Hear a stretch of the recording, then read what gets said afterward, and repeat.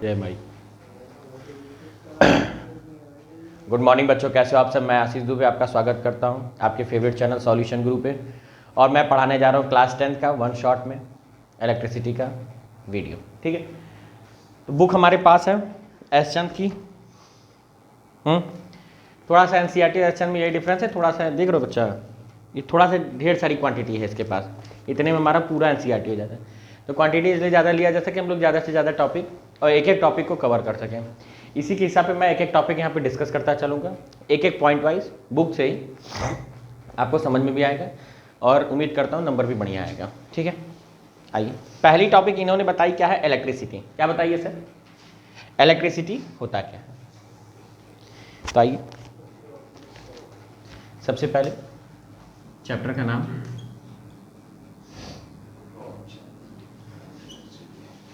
Electricity.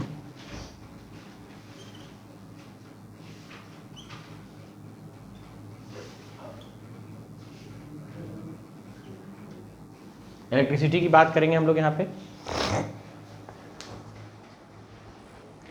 आइए electricity में अगर हम लोग जानने का प्रयास करेंगे तो सबसे पहले जानेंगे कि इलेक्ट्रिसिटी होता क्या है। देख लो सर, यहाँ पे हम लोग को लग रहा है कि एक इलेक्ट्रिक है और एक उसकी सिटी। ठीक है, तो इलेक्ट्रॉनों का शहर, ठीक है, जैसे गाना था मोहब्बत के शहर में, वैसे ही यहीं इलेक्ट्रॉनों के शहर में आज हम और आप।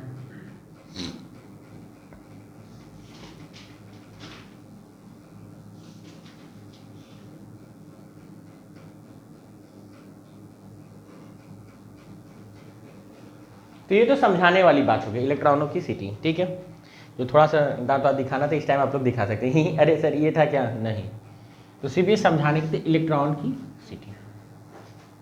ठीक, इलेक्ट्रॉन की ही सिटी क्यों, प्रोटॉन उटॉन काहे नहीं लिया गया, प्रोटॉन काहे बैन कर दिया गया, इलेक्ट्रॉन ही क्यों कह दिया गया, नहीं इलेक्ट्रॉन तुम ही आओगे जाओगे। दिख रहा है साफ साफ, अरे वाह बहुत सुंदर दिख रहा है। ठीक है, इलेक्ट्रॉन की सिटी ही क्यों कहा गया बताएं, क्योंकि बिकॉज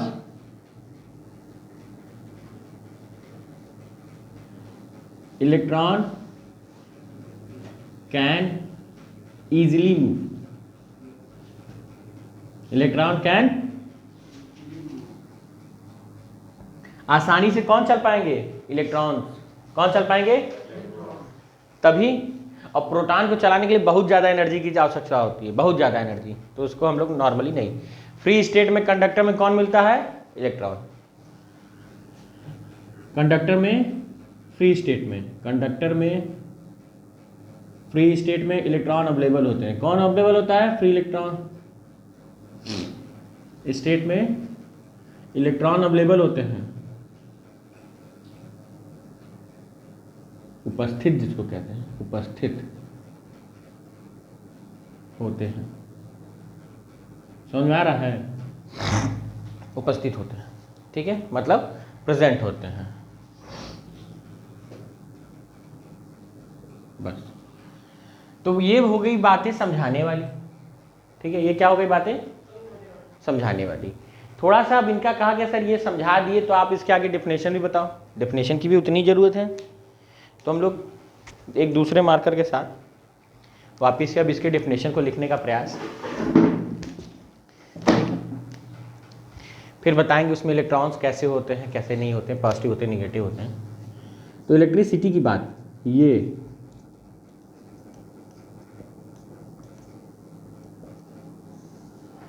कह रहा है flow of charge is known as electricity. Flow of electron is known as electricity. बहुत बढ़िया।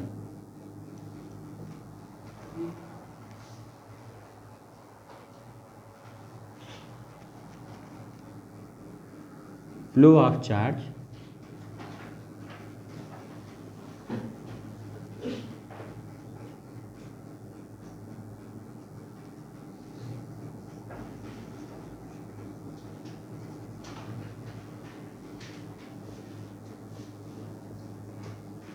क्या कह रहा है सर यहाँ पे, flow of charges are known as electricity. इतना धीरे चलेंगे कि सर समझ में आ जाएगा।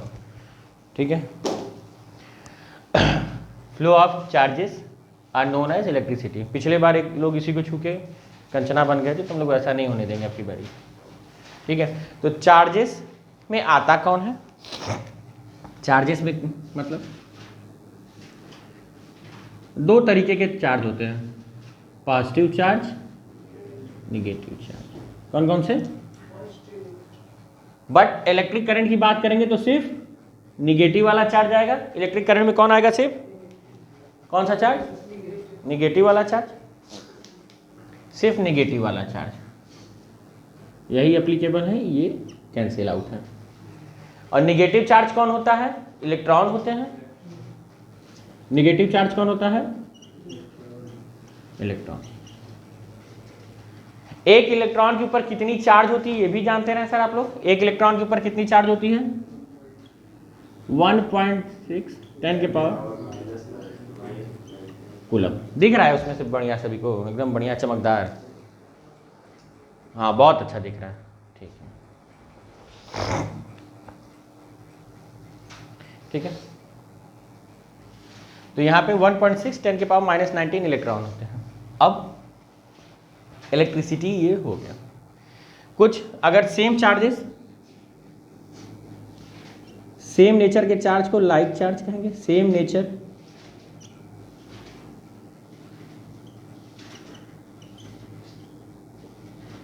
Are known as like charge.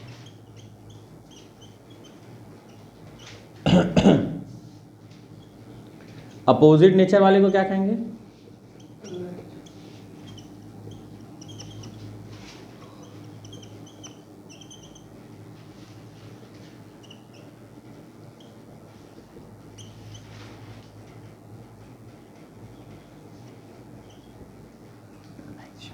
कोई दिक्कत यहां तक नहीं आया? ठीक है। अब हम लोग इसके बाद आगे देखते हैं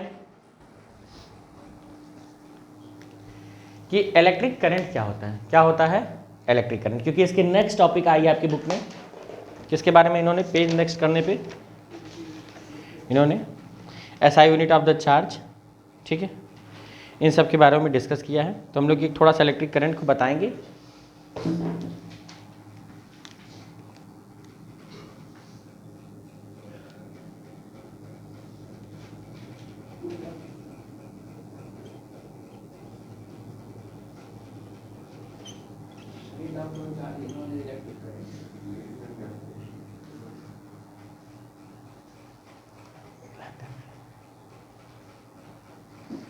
electric current,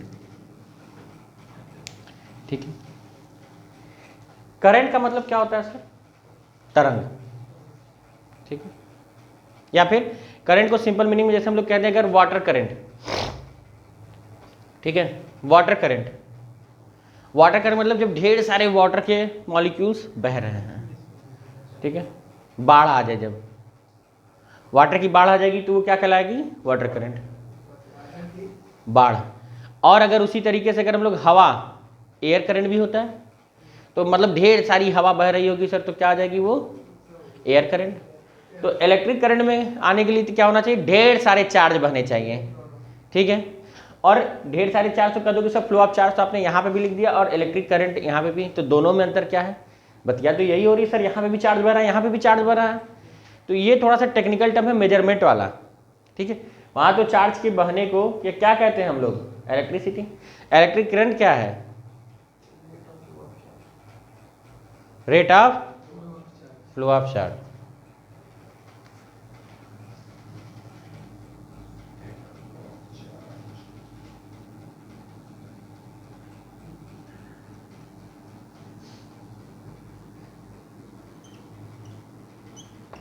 rate of flow of charge, ठीक है। रेट का मतलब क्या है?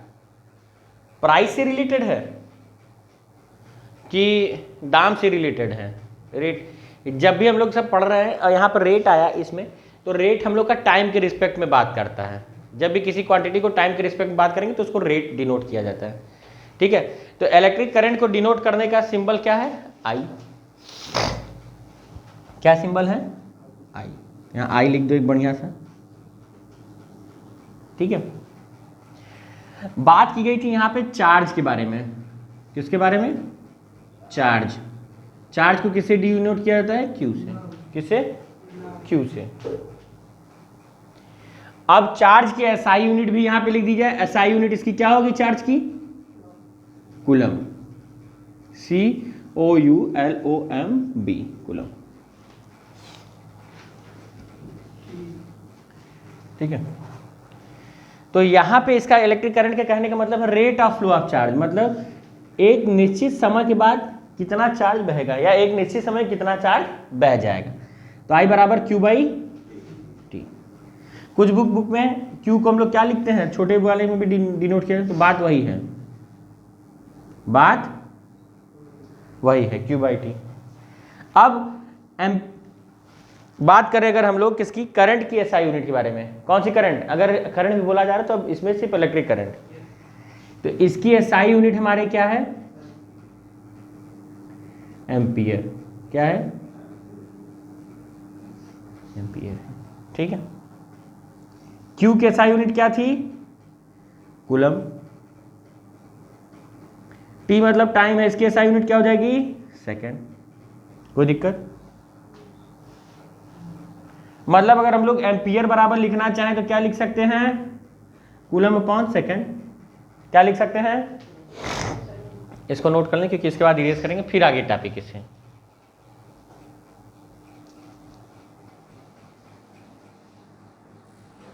आगे अब यहाँ पे मैंने टॉपिक को मेंशन कर दिया है sir, conductor, insulator, electric potential और पोटेंशियल डिफरेंस। ठीक है।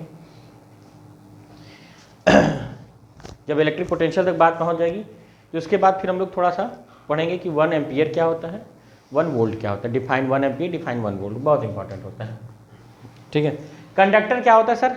इट इज़ अ सब्सटेंस या it is a material which allow to flow the current and heat. एक ऐसा सब्सटेंस, एक ऐसा मटेरियल जिसमें हीट या फिर करंट फ्लो हो सकता है, तो वो क्या कहलाता है? मेटल क्या कहलाता है। और वही मेटल क्या कहलाएगा? कंडक्टर। ठीक है। कुछ नॉन मेटल भी होते हैं जो हीट को फ्लो करा सकते हैं, करंट को, तो वो एक्सेप्शन में आते हैं सर। मैक्सिमम जितने भी कंडक्टर होते हैं वो क्या होते हैं? मेटल होते हैं। ठीक है। और नॉन मेटल वाला वो केस क्या है आपका? ग्रेफाइट है, कार्बन का आइसोटोप। याद रखना जब हम लोग केमिस्ट्री पढ़ेंगे तो इस टाइम काम आएगा। तो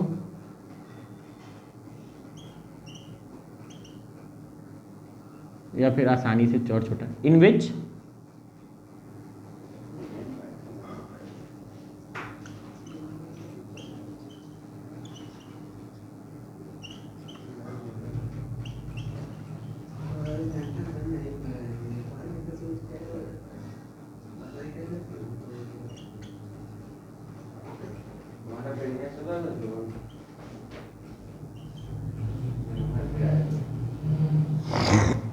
क्या कह रहा है? In which current and heat can easily flow.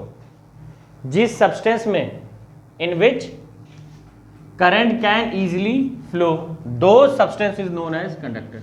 Those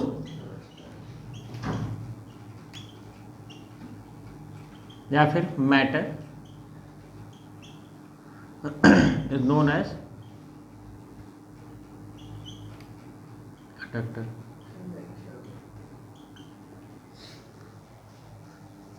insulator की बात करें, किसकी? इंसुलेटर। तो ये एक ऐसा सब्सटेंस है, ये एक ऐसा मटेरियल है जिसमें करंट नहीं बहेगी। एक ऐसा सब्सटेंस, एक ऐसा मटेरियल जिसमें करंट नहीं बहेगी।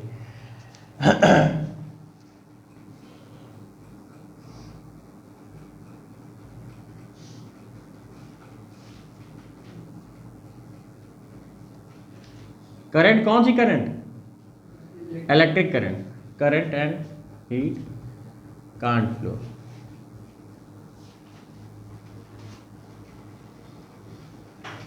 इलेक्ट्रिक पोटेंशियल क्या क्या था? इलेक्ट्रिक पोटेंशियल क्या होता है? इसके बाद एक टॉपिक आ गई। ठीक है। इलेक्ट्रिक पोटेंशियल क्या? तो इलेक्ट्रिक पोटेंशियल होता है कि एक अमाउंट ऑफ वर्क डन है। ये क्या है? एक वर्क है जो किया जा रहा है किसी एक फिक्स पॉइंट से चार्ज को पर्टिकुलर इलेक्ट्रिक फील्ड में लाने में। एक फिक्स चार्ज, पॉजिटिव चार्ज को एक पर्टिकुलर फिक्स पॉइंट से इलेक्ट्रिक फील्ड तक लाने में किया गया कार्य ही क्या कहलाता है? Electric potential. तो इसको कैसे लिखेंगे हम लोग भाई? लिखने वाली भी बात है। आइए आगे थोड़ा सा स्पीड बढ़ाते हैं, काला मार्कर निकालते हैं और करिया कर देते हैं।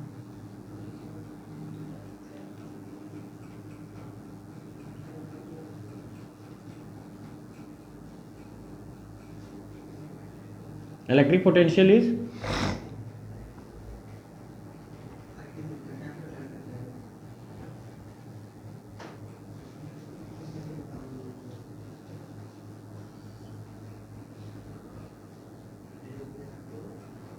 या और इसको थोड़ा सा स्पेसिफाइज कर दें, थोड़ा बढ़िया टेक्निकल लगे कि हाँ सही है।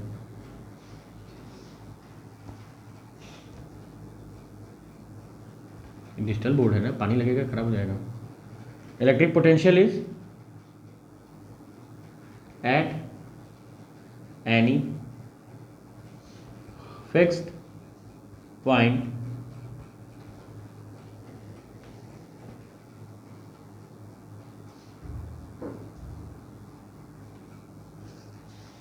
in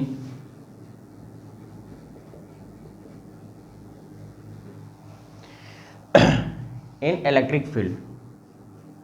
इतना चीज क्या कह रहा है? Electric potential at any fix point, किसी एक पर्टिकुलर जगह पे पोटेंशियल निकालेंगे हम लोग, तो उसको निकालने के लिए किसी एक पर्टिकुलर फिक्स पॉइंट में, मतलब एक इनफाइनाइट पे रखा हुआ चार्ज है या दूर रखा हुआ चार्ज, उसको पर्टिकुलर पॉइंट तक खींच के लाने में किया गया कार्य ही क्या कहलाता है हम लोग का? तो इलेक्ट्रिक फील्ड लिखेंगे electric potential is at any fix point in electric field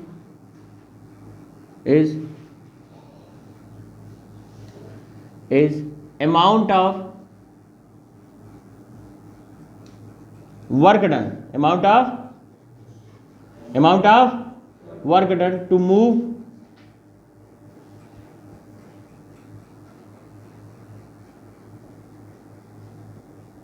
positive charge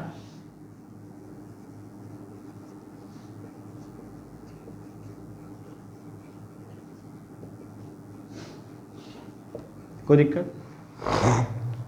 क्या कह रहा था कि पोटेंशियल, इलेक्ट्रिक पोटेंशियल क्या है? ये रेट ऑफ, नहीं ये क्या है? वर्क डन है। किसका? जब एक छोटे से यूनिट पॉजिटिव चार्ज को इनफाइनाइट से उठा के किसी पर्टिकुलर पॉइंट तक ला रहा है, जहां पे नापना है उस पॉइंट तक लाने में किया गया कार्य ही क्या कहलाएगा? ठीक है, कुछ अंदाजा लगा?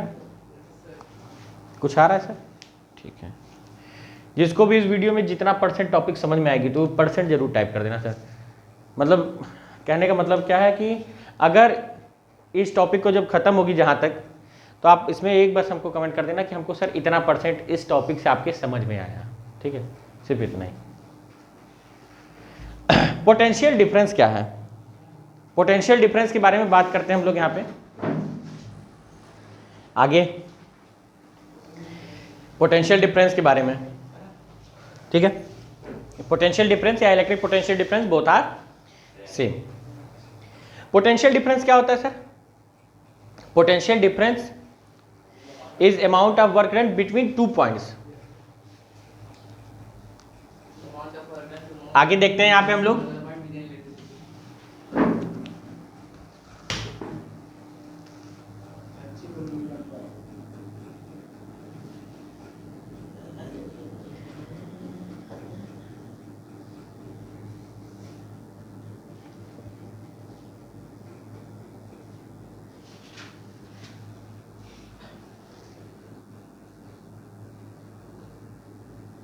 Potential difference is known as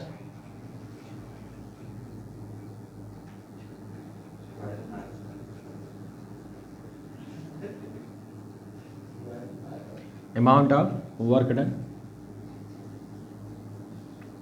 to move unit positive charge from one point to another।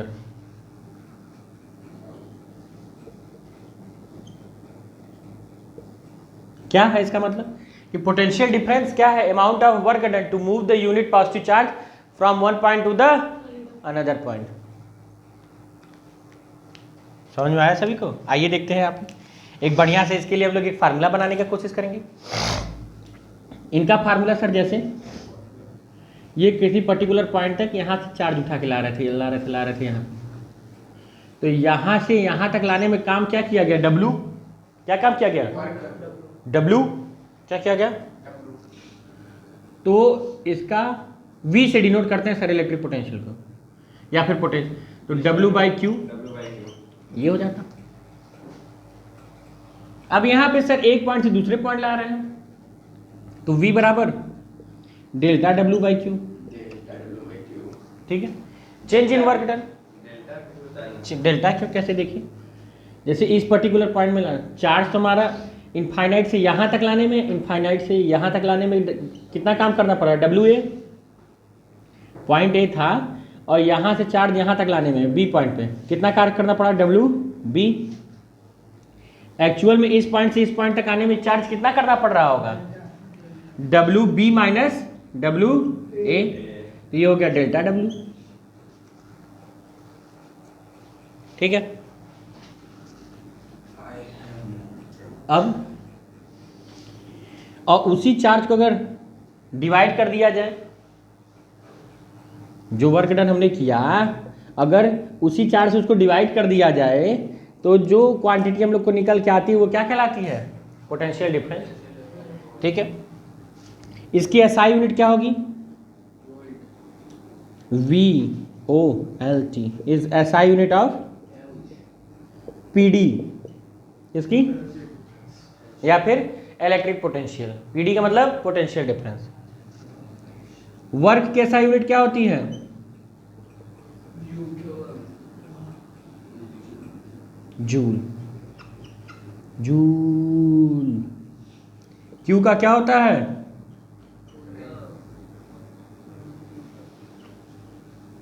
कोई दिक्कत? बोल्ट, इसको छोटे b से भी दिखा सकते हैं, कोई दिक्कत है यहाँ तक?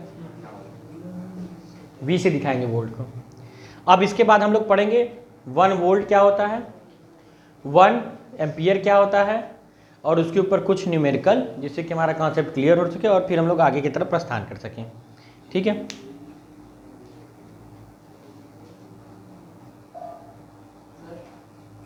आगे अगर यहाँ पे देखा जाए, थोड़ा सा और जगह बचा हो तो एक आध टॉपिक कवर ही कर दिया जाए, क्या फायदा। वोल्ट मीटर के बारे में, वोल्ट मीटर क्या होता है? Volt meter is device which is used to measure the voltage या potential difference. It is device which is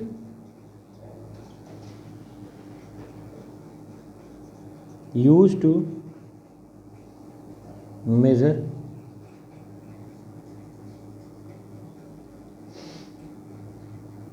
voltage, मतलब पोटेंशियल डिफरेंस, मतलब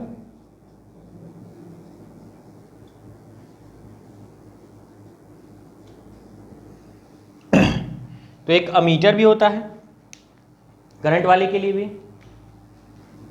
जिसको एम्पियर मीटर कहते हैं।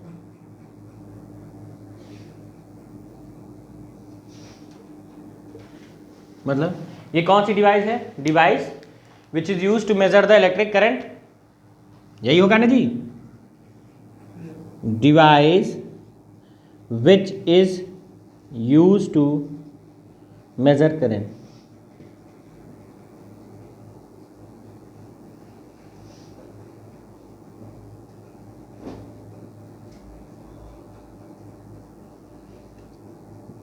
कोई दिक्कत यहाँ तक? ठीक, आइए 1 वोल्ट 1 एम्पियर सारी की बात होगी, फिर एक न्यूमेरिकल, फिर वोल्ट मीटर किस में कनेक्ट होता है, क्या वोल्ट मीटर और मीटर सीरीज में कनेक्ट होता है, पैरेलल में कनेक्ट होता है, क्यों कनेक्ट होता है, इस सबके ऊपर डिस्कस करते हुए तब नेक्स्ट टॉपिक पे बढ़ेंगे, ठीक है।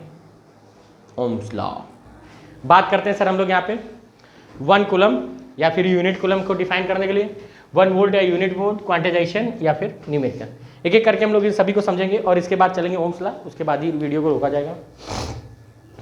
1 एम्पियर की बात जहां पे भी कहेगा तो हम जानेंगे 1 coulomb of the charge flow in a conductor in 1 second. अगर 1 कूलम का चार्ज 1 सेकंड में किसी कंडक्टर या कंडक्टर के क्रॉस सेक्शन एरिया से फ्लो होता है तभी वो 1 एम्पियर कहलाता है। क्या? 1 कूलम का चार्ज 1 सेकंड में किसी कंडक्टर से क्रॉस होगा या पास होगा, ठीक है, तभी वो 1 एम्पियर की करंट कहलाएगा। वैसे ही 1 volt. If 1 joule of the work is done in 1 second, 1 joule का वर्क डन किया जा रहा है 1 कूलम के 1 सेकंड में, नहीं यूनिट वोल्ट है ना, in 1 joule of work done to move 1 coulomb of charge from 1 place to another place. एक जगह से दूसरे जगह ले जाने में अगर 1 जूल का वर्क डन होगा, किसको? 1 कूलम के चार्ज को एक जगह से दूसरे जगह हटाने में, ठीक है, तब वो क्या हो जाएगा? 1 वोल्ट का पोटेंशियल डिफरेंस। ठीक है, इसके बाद आगे क्वांटाइजेशन क्या होता है, बहुत ही इजी है, क्वेश्चन इस पे आते हैं, इसका फार्मूला याद। जैसे बात करें तो आप जब दुकान पे जाते हो खरीदने कोई भी सा भी सामान, जैसे अगर हम लोग अंडा खरीदने गए, ठीक है, अंडा खरीदने जाते हैं तो हम लोग 1 लेंगे, 2 लेंगे, 3 लेंगे, 4 लेंगे।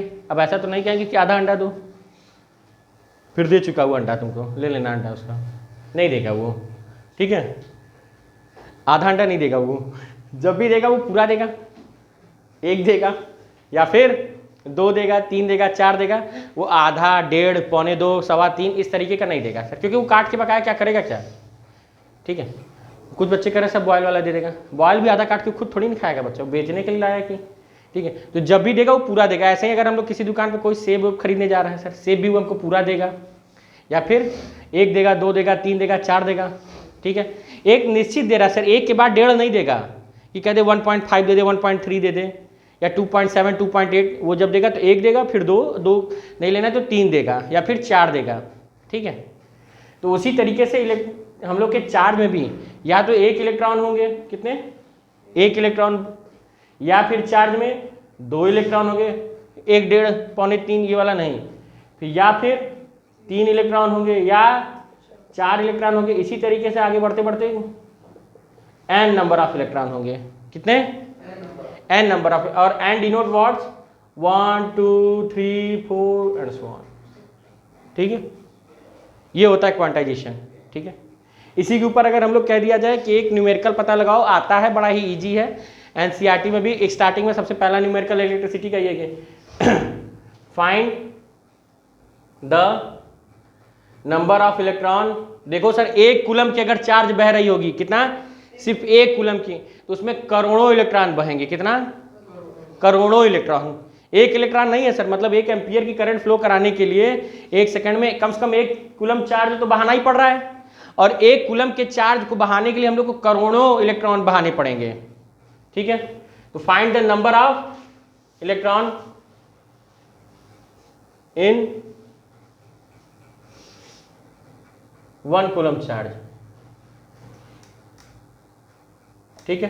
तो आइए क्वेश्चन के बाद आंसर आता है, जैसे दिन के बाद रात आती है। बढ़िया हो गया सर, ये तो डायलॉग मार दिए हैं, ठीक है। तो Q बराबर फार्मूला क्या होता था, अभी हम लोग हाल ही में जान के निकले, E, ठीक है। नंबर ऑफ इलेक्ट्रॉन का मतलब क्या, ये N क्या है? नंबर ऑफ इलेक्ट्रॉन को ही पूछ रहा है, नंबर ऑफ इलेक्ट्रॉन। E क्या है? इलेक्ट्रॉन्स। वैल्यू कितनी होती है इसकी? 1.6 10 के पावर माइनस 19 कूलम, यही होती है। तो Q बराबर क्या था? 1 कूलम का चार्ज। देखो यहाँ पे बोला है 1 कूलम, N पूछ ही रहा है, E की वैल्यू हमको खुद रटी रहनी चाहिए।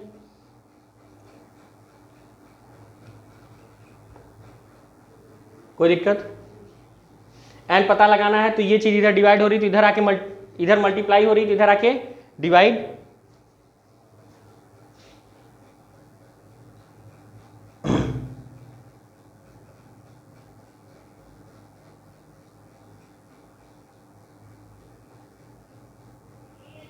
कोई दिक्कत यहां तक?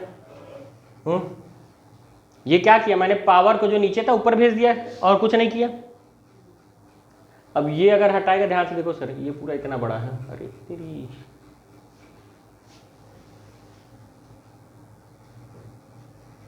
यहाँ 1, ये हटाएंगे तो एक 0 अपने आप लग जाएगा। अब यहाँ पे देखो n बराबर 10, 16, 10 की पावर 19, यही होगा। डिवाइड करके देखा जाए 10 और 16 को, पॉइंट लगा लेंगे तो 0 बढ़ेगा। 16 पंजे 80, 16 6 96, 16 6 96, 4 0, 16 दूना 32, क्योंकि 0 80। तो n बराबर मतलब 0.625 10 के पावर 19 इलेक्ट्रॉन, या 6.25 10 के पावर 18, इतने इलेक्ट्रॉन बह रहे हैं सर। एक कूलम की अगर चार्ज होगी तो सिर्फ इतने इलेक्ट्रॉन, सोचो कितना तहलका मचा दिया गया। ठीक है, पढ़ो बच्चा, काहे फोटो सोटो खींच रहा है। ठीक है, n बराबर 62 पॉइंट। अब इसको इरेज करेंगे हम लोग यहाँ से, बढ़िया गंदा हो गया ये, इसको मार्कर से हटाया जाए। समझ में आया कि नहीं आया जी ये वाला हिस्सा? हाँ, पीछे शुभम कंफर्म बोलो, कहाँ दिक्कत है? पावर वावर में, डिवाइड करने में? तो अच्छा, उसको मैथ वाली क्लास में पढ़ना। कोई नहीं बच्चा, यहाँ पे हमने क्या था देखो, ये चीज़ इतना वाला टर्म यहाँ पे ध्यान से देखने का प्रयास करना। ये इतना टर्म यहाँ मल्टीप्लाई करा तो इधर आएगा तो डिवाइड करने लगेगा 1 के साथ। जो चीज़ पावर में माइनस रहती है उसको ऊपर नीचे करोगे तो बदल जाएगा। तो माइनस थी तो ऊपर चला गया तो प्लस, यहाँ से पॉइंट छटका के यहाँ 0 लगा दिए थे बढ़िया सुंदर सा, उसको यहाँ पे काट के दिखाए सर, देखो इस तरीके का हो गया। इसके बाद ये कैसा हो गया, ऐसा काटने के बाद ये वैल्यू आ गई। अब हम लोग बात करते हैं how much the work is done. W बराबर हाउ मच मोबाइल बच्चों को बिगाड़ती है। ठीक है, यहाँ पे देखिए how much work is done, कितना 2 कूलम का अगर चार्ज है, कितना 2 कूलम का, तो Q बराबर क्या हो गया 2C। हाउ मच वर्क तो मतलब W is equal to question mark, क्योंकि यही पता लगाना है। आगे बढ़ गए, कितना कह रहा था, from a point of volt V बराबर, और 118 से मतलब B1 से B2 कितना चला गया, या डायरेक्ट B बराबर निकालो। हम लोग क्या देखे थे, जब 2 B दी रहती है इसका मतलब 1 पॉइंट से 2 पॉइंट के बीच का दिया है सर, दोनों को घटा देंगे, V निकालने के लिए क्या हो जाएगा 128 माइनस 118, तो B बराबर कितना आ गया 10 वोल्ट। कोई दिक्कत? यहाँ तक अगर दिक्कत हो तो पूछ सकते हो सर, कोई समस्या? B बराबर W बाई Q, तो W की वैल्यू पता ही लगानी थी, तो W बराबर V इंटू Q, V आपका 10, Q बराबर 2, 20 जूल। आगे यहाँ पे क्या कह रहा है हम लोग से,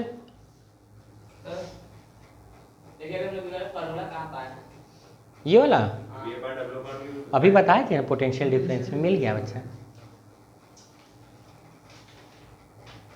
सो रहे थे क्या आप इतनी लंबी क्लास में? आगे देखो, how much energy is given to each coulomb. Each coulomb का मतलब क्या कह दिया, Q बराबर 1C, पोटेंशियल डिफरेंस फिर से 6V,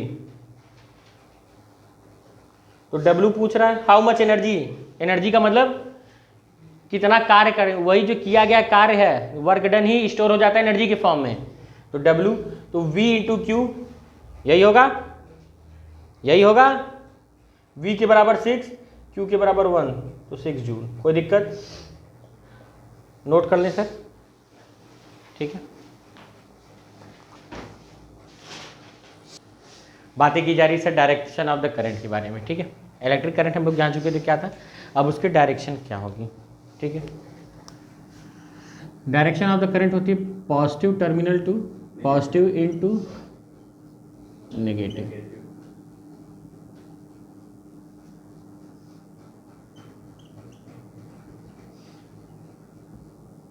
ऑफ सर्किट, ठीक है। मतलब नेगेटिव से चलेगी और पॉजिटिव से चलेगी और नेगेटिव पे खत्म होगी, या पॉजिटिव से नेगेटिव इस तरीके का, ठीक है। जैसे, और अगर यहीं इलेक्ट्रॉन की बात करें, डायरेक्शन ऑफ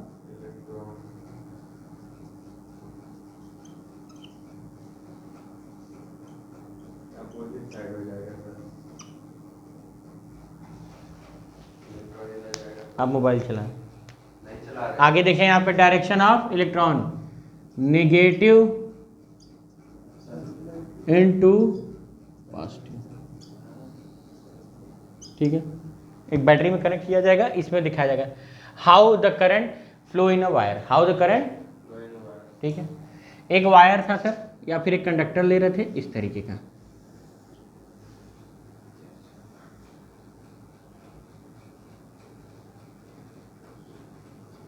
इस तरीके का, ठीक है। अब इसमें जब तक हम लोग बाहर से इसको सोर्स में नहीं, कंडक्टर है तो इसमें फ्री स्टेट में इलेक्ट्रॉन का होना कन्फर्म है, कंडक्टर है तो फ्री स्टेट में इलेक्ट्रॉन का होना कन्फर्म है। इलेक्ट्रॉन कुछ ऐसे हैं इधर,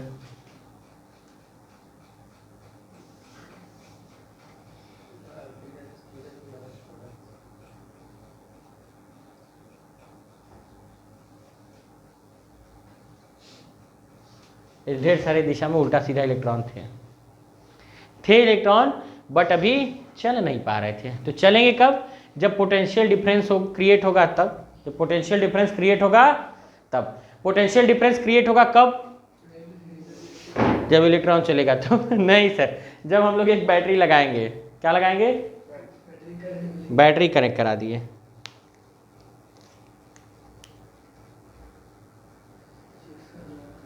ठीक है, बढ़िया बैटरी है।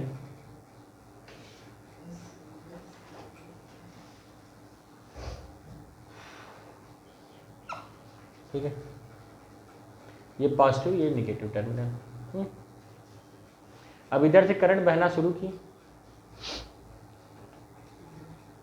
इधर से, और जैसे ही करंट बहना शुरू करेगी, जो इलेक्ट्रॉन ऐसे तिरछे मिर्छे हैं वो क्या हो जाएंगे सर? सीधा एकदम। देख रहे हो इलेक्ट्रॉन बैलेंस हो गया सर, एक निश्चित डायरेक्शन हो गया। तो आप कहोगे सर करंट की डायरेक्शन तो ये है, इलेक्ट्रॉन की डायरेक्शन उल्टी क्यों? इलेक्ट्रॉन निगेटिव टेंडेंसी वाला था, निगेटिव बिहेवियर वाला, तो वो निगेटिव टर्मिनल को छोड़ के भागेगा। बट जब करंट हमको पता चली थी पोटेंशियल डिफरेंस के पहले ही, तो ये दैविक चीज रहा करती थी, चमकती हुई आकाशीय बिजली टाइप। तब हम लोग जो दैविक चीज है उसको निगेटिव नहीं माना गया। इसकी वजह से यही करंट क्या है, आज भी पॉजिटिव से निगेटिव हम लोग देख जानते हैं डायरेक्शन। और ऐसे करंट को हम लोग कन्वेंशनल करंट कहते हैं। क्या कहते हैं? कन्वेंशनल। हिंदी होता है परंपरागत, ठीक है। यही है sir, how the current flow in wire. पहले देख रहे थे कैसे टेढ़े मेढ़े बैलेंस थे, और जैसे ही हम लोग ने बैटरी कनेक्ट करी, ये सभी इलेक्ट्रॉन एकदम सीधी रेखा में आ गए, भागना शुरू किए एक ही डायरेक्शन। देख रहे हो, देख रहे हो, इस तरीके से सब एक साइड जाना लगे। समझ में आ रहा है कुछ? कन्वेंशनल आई की डायरेक्शन इधर है और इलेक्ट्रॉन की डायरेक्शन इधर है। कोई दिक्कत? समझ में आया? बोलो जी। आपको तो नहीं आया होगा? अच्छा, आ गया। Symbols of the electrical component, symbol of electrical component. पहला जो जो यूज होता है, ये सेल, दूसरा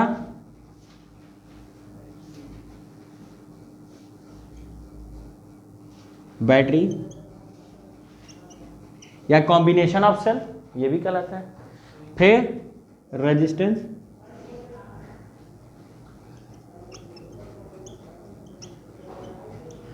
ठीक है, और यहीं वेरिएबल रेजिस्टेंस हो जाएगा तब।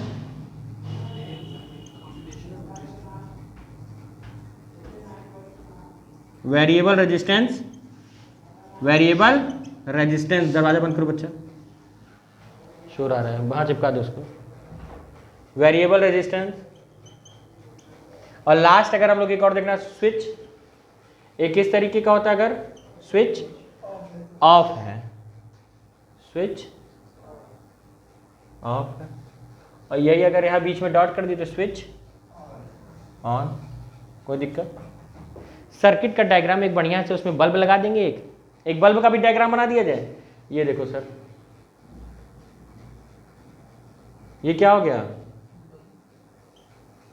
सर्किट डायग्राम में हम लोग एक लोड बताएंगे, एक स्विच बता देंगे, एक बैटरी बता देंगे या एक सेल लगा देंगे, ठीक है। अब यहाँ पे बात करते हैं बड़ा वाला जो साइड होता है उसको पॉजिटिव टर्मिनल कहते हैं। क्या कहते हैं? छोटे वाले का निगेटिव। ये बढ़िया सा एक रेजिस्टेंस, एक लोड, एक बैटरी और एक स्विच। जब तक देखो अभी हम लोग ने क्या किया, इसका मतलब क्या, करंट बह ही नहीं रही है। जैसे ही यहाँ पे इसको स्विच क्लोज करेंगे ये पॉजिटिव करंट बहना शुरू होगी और ये देखो ग्लो कर गया। क्या करने लगा? ग्लो कर गया। अभी जो ये एरो रिप्रेजेंट किया जा रहा है, अभी जो ये एरो रिप्रेजेंट कर रहा है, ये क्या बता रहा है हम लोगों से? आई मतलब कन्वेंशनल करंट। ये क्या बता रहा है? कन्वेंशनल करंट, ठीक है।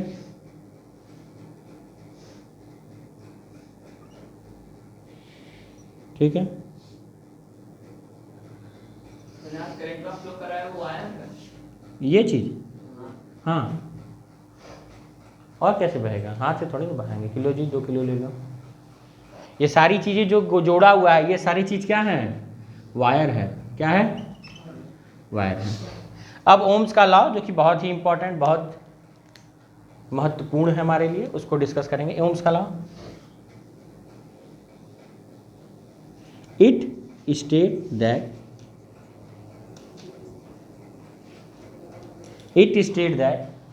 क्या, इसने क्या बताया? The electric current flowing in conductor मतलब wire is directly proportional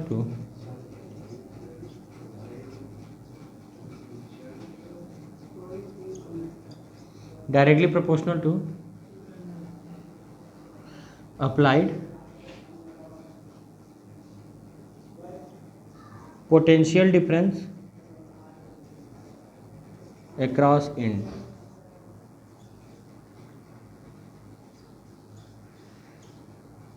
across end कोई दिक्कत यहाँ तक? अब इसके बाद इसका ये तो हो गया, मैथमेटिकल एक्सप्रेशन क्या था? I directly proportional to V, तो I is equal to B/R और B is equal to I into R। Ohm's law, जहाँ की ये R क्या है? रेजिस्टेंस है। क्या है ये? रेजिस्टेंस। समझ में आया सभी को? कोई दिक्कत यहाँ तक? जिस किसी को भी एक पार्ट और बनेगा इसका, जिसमें हम लोग का होगा सीरीज पैरेलल कनेक्शन, इसका न्यूमेरिकल वन शॉट कहा गया। बच्चों को जब पढ़ाने में आता है तो होता है कि थोड़ा सा अच्छे से समझा दिया जाए। वन शॉट का मतलब वन ही शॉट नहीं रहे कि अंदाजा न लगे, तो सब समझा दिया जाए। तो इसमें उम्मीद करते हैं कि अच्छे से समझ में भी आया होगा।